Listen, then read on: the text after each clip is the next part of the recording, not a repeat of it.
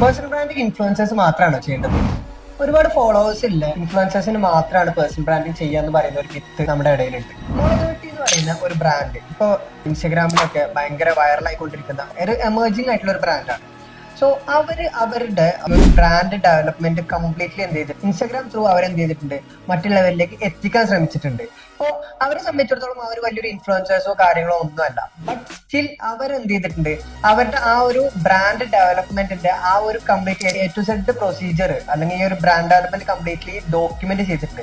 അപ്പോൾ നമ്മൾ മനസ്സിലാക്കേണ്ടത് എന്താ വെച്ചാൽ ഇന്നത്തെ കാലഘട്ടത്തിൽ ഒരു ബിസിനസ് ചെയ്യാൻ പോകുന്ന ഒരാൾ അല്ലെങ്കിൽ ഒരു ബിസിനസ് എമർജിംഗ് ആയിട്ടുള്ള ഒരു ഓണ്ടർപ്രണർ അല്ലെങ്കിൽ ഒരു ബ്രാൻഡ് ഡെവലപ്പ് ചെയ്യുന്ന ഒരു വ്യക്തിയാണെന്നുണ്ടെങ്കിൽ അവർ ആദ്യം ചെയ്യേണ്ടത് സ്റ്റാർട്ട് ഡോക്യുമെന്റിങ്. അവരുടെ ഈ ഒരു ബ്രാൻഡ് ഡെവലപ്മെന്റ് എല്ലാ സ്റ്റേജുകളും എന്ത് ചെയ്യുക ഡോക്യുമെന്റ് ചെയ്യുക, അത് ആളുകളിലേക്ക് എത്തിക്കുക. സോഷ്യൽ മീഡിയ പ്ലാറ്റ്ഫോംസ് യൂസ് ചെയ്തിട്ട് എന്ത് ചെയ്യുക ആളുകളിലേക്ക് എത്തിക്കുക. അപ്പൊ ഇന്നത്തെ കാലഘട്ടത്തിൽ ബിസിനസ് ചെയ്യുന്ന ഏതൊരു വ്യക്തിയും ആദ്യം ചെയ്യേണ്ടത് സ്റ്റാർട്ട് ഡോക്യുമെന്റ് ചെയ്യും.